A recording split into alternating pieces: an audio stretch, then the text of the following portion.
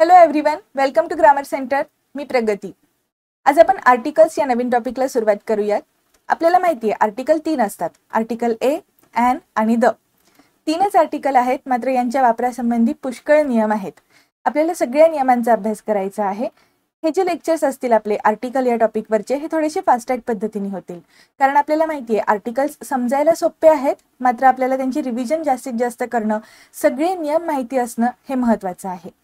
या सगळ्या नियमांचा आपल्याला अभ्यास डिटेलमध्ये करायचा आहेच. आर्टिकल्स कधी वापरायचे, कधी वापरायचे नाहीत, हे सुद्धा आपण बघणार आहे. मात्र हे जे लेक्चर्स आहेत हे जास्त लेंदी न होऊ देता सगळ्या नियमांचा डिटेलमध्ये अभ्यास करायचा आहे. म्हणून फक्त हा चॅप्टर जो आहे हा थोडासा फास्ट ट्रॅक पद्धतीने होईल. तरीही तुम्हाला जर समजण्यासाठी कुठेही अडचण आली तर तुम्ही कमेंट्समध्ये तुमची शंका विचारू शकता किंवा मग टेलिग्रामवरती कॉन्टॅक्ट केला तरीही चालेल. एकदम बेसिक पासून आर्टिकल काय असतात इथपासून आपण सगळ्या गोष्टींबद्दल डिस्कशन करणार आहे. आजच्या लेक्चरला सुरुवात करूया. जरी आपण हा 9th चॅप्टर फास्ट ट्रॅक पद्धतीने घेणार असेल तरीही तुम्हाला आर्टिकल्स काय असतात, कसे वापरायचे असतात, याच्याबद्दलचे जे काही रूल्स आहेत ते समजण्यामध्ये कुठल्याही पद्धतीची अडचण येणार नाही, याची मी तुम्हाला गॅरंटी देते. फक्त जे काही लेक्चर्स असतील ते तुम्ही नॉर्मल स्पीडवरती बघणं, व्यवस्थित स्किप न करता बघणं, या गोष्टींची काळजी आता तुम्ही घेतली पाहिजे. म्हणजे तुम्हाला हा चॅप्टर समजण्यामध्ये काहीच अडचण येणार नाही. सुरुवात करत आहे आता आपण आपल्या लेक्चरला. 3च आर्टिकल्स असतात. आपण मगाशी बघितलं तसं ए, ॲन आणि द. ठीक आहे. मुळात हे आर्टिकल्स का वापरायचे असतात तर आपल्याला एखाद्या नाउन बद्दल स्पेसिफाय करण्यासाठी हे आर्टिकल्स वापरले जातात. आता आपण जो काही हा शब्द लिहिलेला आहे नाउन, हा आपल्यासाठी सगळ्यात महत्त्वाचा आहे. एकदम बेसिक रूल आर्टिकलचा तो म्हणजे फक्त नाउन्सच्या आधीच आपण आर्टिकल वापरतो. ओके, फक्त नाउनच्या आधी म्हणण्यापेक्षा फक्त नाउन्स साठीच आपण आर्टिकल वापरलेले असतात. ओके, नाउन्स असतील तरच आपण आर्टिकल वापरणार. आणि हे जे नाउन्स असतात हे कसे असतील, सिंग्युलर असतील. आता आपण ह्यांना सिंग्युलर किंवा प्लुरल कन्सिडर करतोय, याचाच अर्थ हे काउंटेबल नाउन असणार आहे. म्हणजे इथे आपल्याला 2-3 महत्त्वाच्या गोष्टी समजत आहेत. एकतर फक्त नाउनसाठीच आर्टिकलचा वापर होतो. त्यानंतर हे जे नाउन असतात हे नेहमी सिंग्युलर असले पाहिजेत आणि हे काउंटेबलच असले पाहिजेत. ओके, एखाद्या अनकाउंटेबल नाउनच्या आधी जर आपण आर्टिकल वापरलं तर त्या पार्टमध्ये एरर असतो, तो भाग आपल्याला इम्प्रूव्ह करावा लागतो.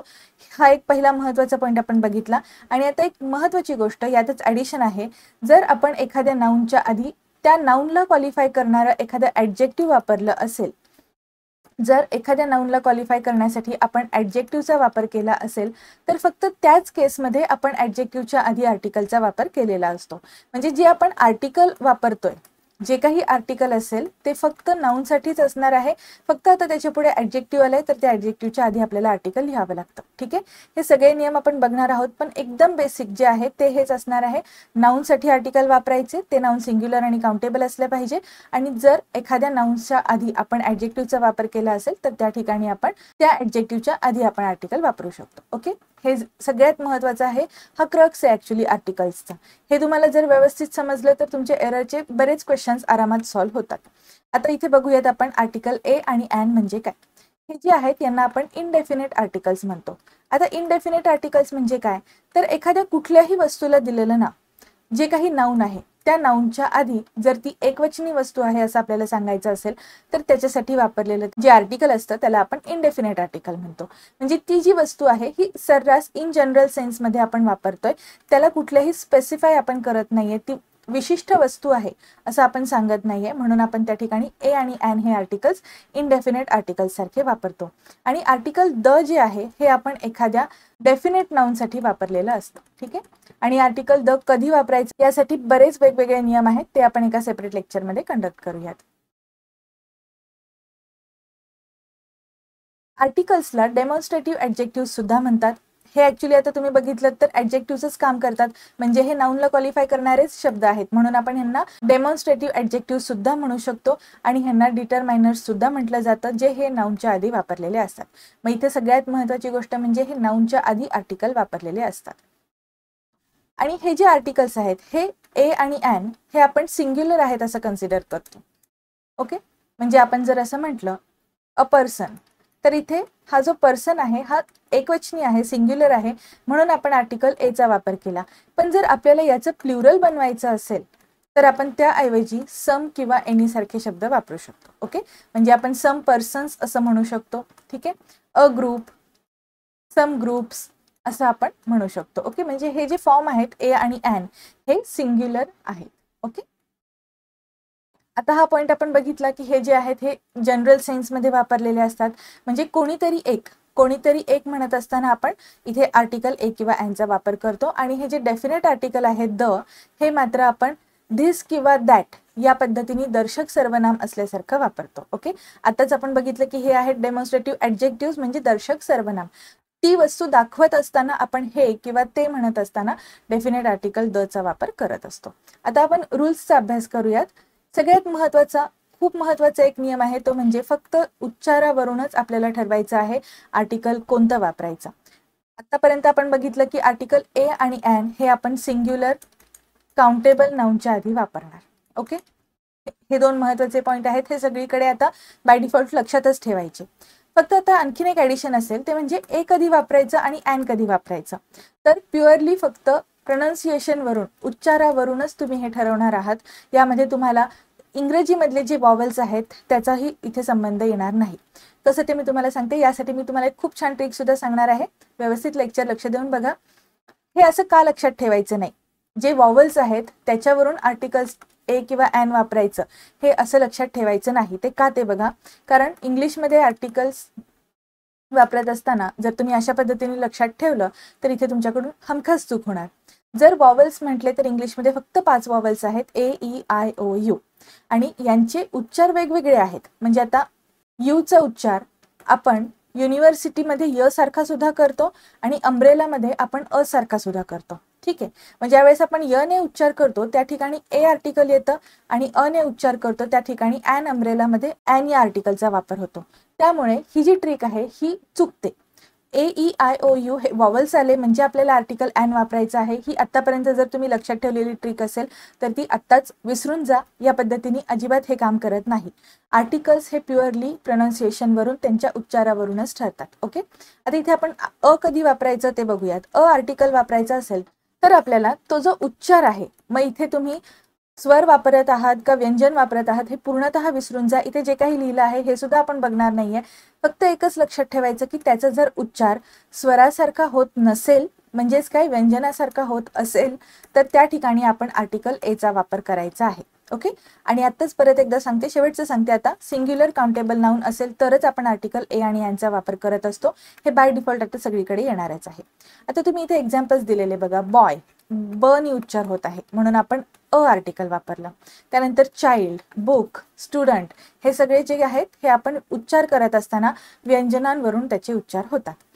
आणि त्यानंतर जे स्वर आहेत इंग्लिशमधले ते सुद्धा जर आपल्याला कॉन्सोनंटचा साऊंड प्रोड्यूस करत असतील, म्हणजेच काय, ते जर एखाद्या व्यंजनाप्रमाणे उच्चारले जात असतील, त्या ठिकाणी आपल्याला आर्टिकल एचाच वापर करायचा आहे, जरी ए, ई, आय, ओ, यू हे शब्द आले असतील तरीही.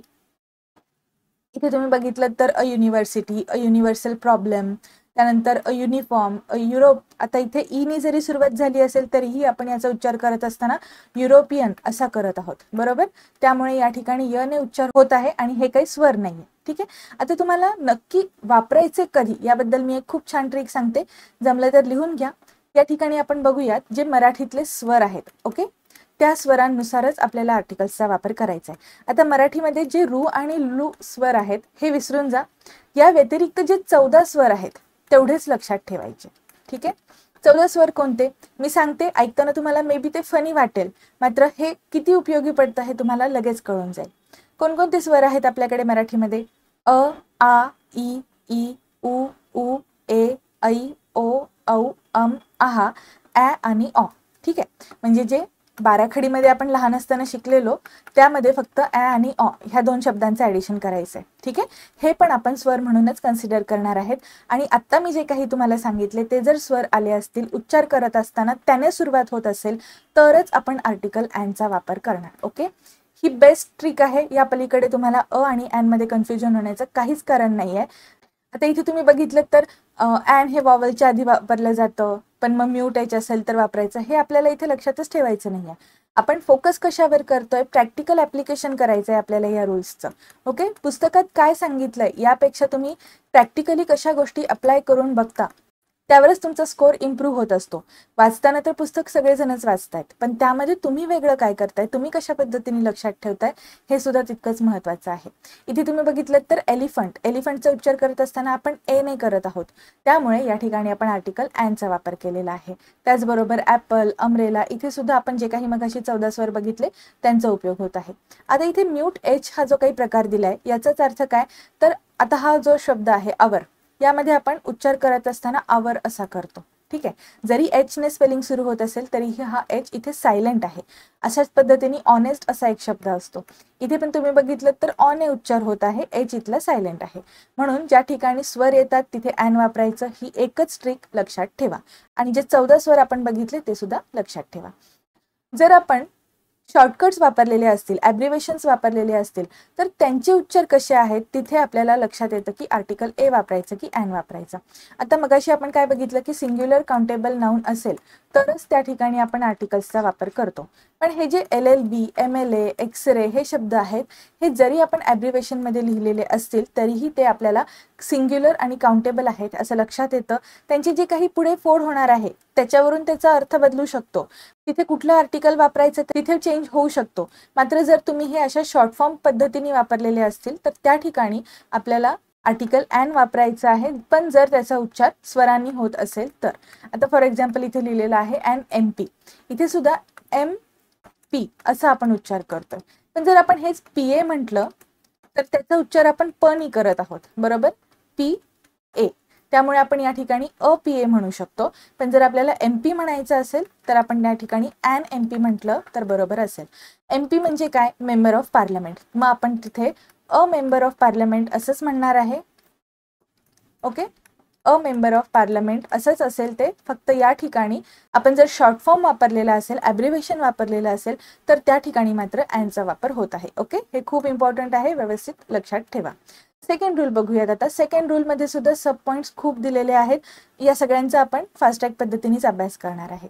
जे आपण आर्टिकल्स वापरलेले असतात ए आणि ॲन, त्यांना आपण काय म्हणतो, इनडेफिनेट आर्टिकल्स. म्हणजे जी वस्तू आपण सुरुवातीला मेन्शन करतो, एखादं आपण संभाषण करत असेल किंवा मग आपण एखादी गोष्ट सांगणार असेल तर त्या ठिकाणी पहिल्यांदा आपण ज्यावेळेस ते नाउन उच्चारतो, त्याचं ज्यावेळेस आपण इंट्रोडक्शन देतो, त्या ठिकाणी ए किंवा ॲन जे योग्य असेल ते वापरायचं.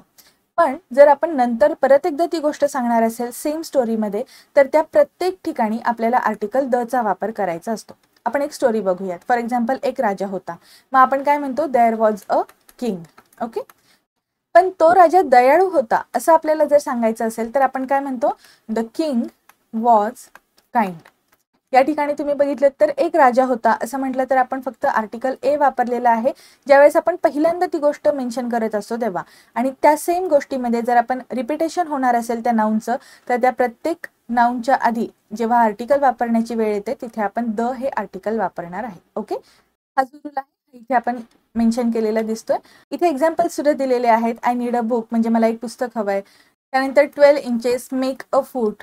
हे अ फूट जे आहे इथे सुद्धा आपण आर्टिकलचा वापर केलेला आहे. A beggar came to my door म्हणजे एक कोणीतरी बेगर माझ्या इथे आला. मग हे कोण आहे आपल्याला माहिती आहे का, तो नाही. त्यामुळे आपण सर्रास इन जनरल सेन्समध्ये ज्याबद्दल बोलत असतो, जे नाउन सिंग्युलर आणि काउंटेबल असेल तिथे आपण आर्टिकल ए किंवा ॲनचा वापर करतो. नेक्स्ट बघूया. आता जो सेकंड पॉइंट आहे तो बघूयात आपण. आपल्याला एखाद्या समूहामधून एखादी गोष्ट वेगळी काढायची असेल तर त्या ठिकाणी सुद्धा आपण आर्टिकल्सचा वापर केलेला दिसतो.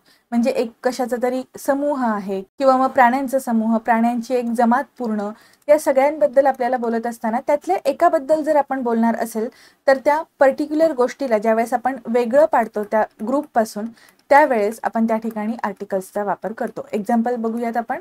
अ काऊ इज अ युजफुल ॲनिमल. आता भरपूर ॲनिमल्स आहेत, त्यातला एक ॲनिमल, एक प्राणी हा आपल्याला इथे दाखवायचा आहे म्हणून आपण आर्टिकल वापरून मग या ठिकाणी हे सेंटेन्स बनवलेलं आहे. नेक्स्ट बघा. A beggar can not be a chooser. या वाक्याचा अर्थ काय आहे की जो बेगर आहे त्याला फार काही चॉईस नसतो. मग त्या एका बेगरबद्दल आपण नाही बोलत आहे, पूर्ण क्लासबद्दलच आपण बोलत आहोत.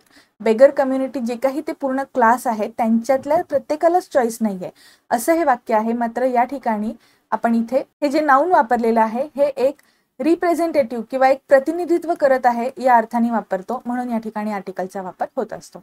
आता आपण नेक्स्ट रूल बघूयात. कुठल्याही प्रॉपर नाउनच्या आधी कधीच आर्टिकल वापरायचं नसतं. ठीक आहे, नाउन टॉपिकमध्ये आपण याबद्दल डिस्कशन करूयात. मात्र एक गोष्ट नेहमी लक्षात ठेवायची, कुठल्याही प्रॉपर नाउनच्या आधी आर्टिकल वापरत नसतात. आता मी जर म्हटलं अ राहुल इज माय फ्रेंड, तर हे वाक्य चुकणार आहे. इथे आपण राहुल हे प्रॉपर नाउन वापरलेलं आहे आणि याआधी आर्टिकल वापरणं चुकीचं असतं. ठीक आहे, पण जर मी म्हटलं KL Rahul is a Rahul Dravid of our team, तर या ठिकाणी हे जे राहुल द्रविड नाव आपण वापरतोय याच्या आधी आर्टिकल अ वापरलंय. म्हणजेच काय, हे या ठिकाणी राहुल द्रविड प्रॉपर नाव न राहता ते आपण एक कॉमन नाउन सारखं वापरतोय. म्हणजेच काय, हे या ठिकाणी कंपॅरिझन करण्यासाठी, तुलना करण्यासाठी एक जनरल सेन्समध्ये वापरलेलं नाव आहे. राहुल द्रविड सारख्या क्वालिटीज KL राहुलमध्ये आहेत असं आपण म्हणत आहोत, म्हणून या ठिकाणी आपण आर्टिकलचा वापर केलेला आहे. ओके, याच पद्धतीचं इथे एक्झाम्पल दिलेलं आहे. A Shylock is living in my neighbourhood. आता ऍक्च्युली शायलॉक तिथे राहत नाहीये, पण त्याच्या क्वालिटीज असणाराच आमच्या शेजारी एक माणूस राहतो. तो जो काही क्रुएल होता, कंजूस होता, त्याच पद्धतीचा हा आमच्या शेजारी सुद्धा राहणारा माणूस आहे. म्हणजे इथे आपण तुलना करत आहोत. आणखीन एक एक्झाम्पल बघा. He is a Vikramaditya non for his fairness. आता विक्रमादित्य राजासोबत एखाद्याची तुलना होत आहे. मग या ठिकाणी आपण इथे आर्टिकल ए जे वापरलेलं आहे विक्रमादित्यच्या आधी, हे या ठिकाणी एक कॉमन नाउनच्या आधी वापरलेलं आर्टिकल होणार आहे. हे या ठिकाणी प्रॉपर नाउन राहणार नाही. नेक्स्ट रूल बघूयात. आता ज्यावेळेस आपण एखाद्या क्वांटिटी बद्दल बोलणार आहोत त्यावेळेस आपण त्या ठिकाणी आर्टिकल्सचा वापर करू शकतो. जर ती क्वांटिटी आपल्याला प्राइस किंवा रेट बद्दल, स्पीड बद्दल किंवा रेशो बद्दल सांगत असेल तर. हे खूप महत्त्वाचं आहे. क्वांटिटी हा शब्द लक्षात ठेवा, कारण जे मेजरमेंट्स असतात त्यांच्या आधी आपण आर्टिकल द चा वापर करत असतो. त्या ठिकाणी आर्टिकल ए किंवा ॲन वापरायचं नसतं. ठीक आहे, आपण हे नेक्स्ट रूलमध्ये बघूयात. रूल 3 जो आहे त्यातला सब पॉईंट L, तिथे आपण हे बघणार आहे. मात्र आत्ता एवढंच लक्षात ठेवा की क्वांटिटीच्या आधी आपल्याला ए किंवा ॲन आर्टिकल वापरता येईल. मग यासाठी एक्झाम्पल्स दिलेले आहेत. ₹10 अ किलो, म्हणजे आपण जे पर केजी असं म्हणतो त्याच पद्धतीचं इथे आपण आर्टिकल ए चा वापर करून वाक्य बनवलेलं आहे. हाफ अ डझन म्हणजे 6 वस्तू. मग इथे आपण अ डझन म्हणजे 1 डझन, 12 वस्तूंचा एक समूह. या ठिकाणी आपण त्याला कलेक्टिव्हली रिप्रेझेंट करत आहोत आणि त्यामुळे तो एक समूह आहे, सिंग्युलर आहे, आपण ते मोजू शकतो. तर आपण त्या ठिकाणी आर्टिकल ए किंवा ॲन पैकी जे योग्य असेल ते वापरू शकतो. त्याचबरोबर आर्टिकल ए आणि ॲन जे आहेत हे आपल्याला इन या प्रिपोजिशनच्या ऐवजी सुद्धा वापरलेले दिसतात. For example, he earns ₹50,000 a year, म्हणजे तो एका वर्षात 50,000 कमवतो. किंवा मग we should brush our teeth twice a day, म्हणजेच 2दा आपण हे काम केलं पाहिजे. सो अ डे, एका दिवसात इतक्या वेळा हे घडलं पाहिजे. इनच्या ऐवजी इथे आपण आर्टिकल ए चा वापर केलेला आहे. नेक्स्ट रूल आपण बघूयात. एक्सक्लेमेशन्स ज्या वेळेस असतात, एक्सक्लेमेटरी सेंटेन्सेस बनवतो त्यावेळेस त्या ठिकाणी आपण व्हॉट किंवा हाऊचा वापर करत असतो. ओके, आता फॉर एक्झाम्पल एखाद्याने खूप छान कॅच पकडली असेल क्रिकेटमध्ये, तर आपण काय म्हणतो, what a catch, what a wicket. म्हणजे इथे आपण एक्सप्रेशन्स दाखवत असताना, उद्गार काढत असताना व्हॉट किंवा हाऊ सारखे शब्द वापरलेले असतात. आणि हे जर आपण एखाद्या सिंग्युलर काउंटेबल नाउनच्या बाबतीत वापरणार असेल तर तिथे आर्टिकल्सचा वापर या शब्दानंतर होत असतो. म्हणजे what a hot day, what a naughty child, what a fool he is, या पद्धतीची ही वाक्य असतात. ठीक आहे, आता इथे आपण हा जो शब्द लिहिलेला आहे एवढं फक्त काळजीपूर्वक बघा. हाऊ फाईन अ डे, इथे आपण हे जे ॲडजेक्टिव्ह आहे हे हाऊ नंतर लगेचच वापरलेलं आहे. इथे मात्र आपण आर्टिकल न वापरता ॲडजेक्टिव्ह घेतलं पहिल्यांदा. सेम याच पद्धतीने what kind of a teacher, म्हणजे काय टीचर आहे हा, अशा पद्धतीने हे काय शिक्षक आहे असं आपण म्हणतो. मग इथे अ टीचर हे एकत्र आलेलं आहे. काइंड ऑफ या फ्रेजच्या आधी इथे आपण आर्टिकल वापरलेलं नाहीये. ओके, त्यानंतर इथे हे जे इंटरोगेटिव्ह सेंटेन्स बनवलेलं आहे, what full will believe it, म्हणजे कोण मूर्ख आहे यावरती विश्वास ठेवणार, असं आपण म्हणतोय. इथे आपण आर्टिकलचा वापरच करत नाहीये, कारण या ठिकाणी आपण हा प्रश्न विचारलेला आहे. हे काही उद्गारवाचक किंवा उद्गारार्थी वाक्य नाहीये, त्यामुळे इथे हे करेक्ट आहे, यात कुठलीही चूक नाहीये. उद्गारार्थी वाक्य असतील तर त्या ठिकाणी व्हॉट किंवा हाऊ सोबत आपल्याला आर्टिकल ए किंवा ॲन जे योग्य असेल त्याचा वापर करावा लागेल. ओके, आता इथे ॲनचं एक्झाम्पल दिलेलं नाहीये, आपण लिहून घेऊयात. What an honest boy he is, असं पण वाक्य असू शकतं. म्हणजे तो किती प्रामाणिक मुलगा आहे असं आपण म्हणतो. मग इथे ऑनेस्ट या शब्दाच्या आधी आपल्याला आर्टिकल ॲन वापरावं लागतं. हे जरी ॲडजेक्टिव्ह आहे तरी आपण या ॲडजेक्टिव्हसाठी आर्टिकल वापरत नाहीये. नीट व्यवस्थित बघा, आपण बॉय या शब्दासाठीच आर्टिकल वापरतोय, पण त्याच्या आधी आता हे जर ॲडजेक्टिव्ह आलंय तर आपल्याला त्याच्या उच्चारानुसार ॲनचा वापर करावा लागत आहे. ओके, एक सिंपल गोष्ट बघूयात. मी जर तुम्हाला म्हटलं ऑनेस्ट, तर या ऑनेस्ट शब्दाच्या आधी आर्टिकल येईल की नाही, किंवा मग आलं तर कुठलं येईल यापैकी? थोडा विचार करा. आर्टिकल ए येईल का ॲन येईल? तर याचं ॲक्च्युली उत्तर आहे दोन्हीही येणार नाही. फक्त ऑनेस्ट हा शब्द जर आपण वापरला तर त्या ठिकाणी आपल्याला आर्टिकलच वापरायचं नाहीये, कारण हे आहे एक ॲडजेक्टिव्ह. ॲडजेक्टिव्हच्या आधी आपण आर्टिकल वापरतो का? नाही. आपण ॲडजेक्टिव्ह कशासाठी वापरतो? नाऊनसाठी. त्यामुळे नाऊनसाठी आर्टिकल्स वापरलेले असतात. असंच लक्षात ठेवा, नाऊनसाठी आर्टिकल्स वापरलेले असतात. आणि ते कोणते असतात नाउन्स? Singular, countable. आणि इथे आपण ऑनेस्ट बॉय असं जर म्हटलं तर या ठिकाणी आपण आर्टिकल वापरू शकतो. मग इथे आता कुठलं आर्टिकल येईल सांगा? ए येईल का ॲन असेल? या ठिकाणी येणार ॲन हे आर्टिकल. आता हे जे आपण आर्टिकल वापरतोय हे ॲक्च्युली वापरलंय बॉय या शब्दासाठी. फक्त त्याच्याबद्दल एक्स्ट्रा माहिती सांगणारा हा ॲडजेक्टिव्ह इथे आलाय, तर आपल्याला याच्या उच्चारानुसार आर्टिकल ठरवावं लागतं. ओके, सिंपल आहे. बाकीचे जे रूल्स आहेत ते आपण आता उद्याच्या लेक्चरमध्ये बघूयात, कारण इथे जे हे काही पॉईंट्स दिलेले आहेत हे खूप महत्त्वाचे आहेत डिस्कशनसाठी. आय होप तुम्हाला आजच्या लेक्चरमध्ये आपण जे काही बेसिक गोष्टी डिस्कस केल्या त्या समजल्या असतील. सगळ्या गोष्टींचे पॉईंट्स काढायला अजिबात विसरू नका, कारण ज्यावेळेस आपण परीक्षेला जातो त्यावेळेस आपल्याला लास्ट टाइम रिव्हिजनसाठी आपले हँड रिटन नोट्सच कामी येतात.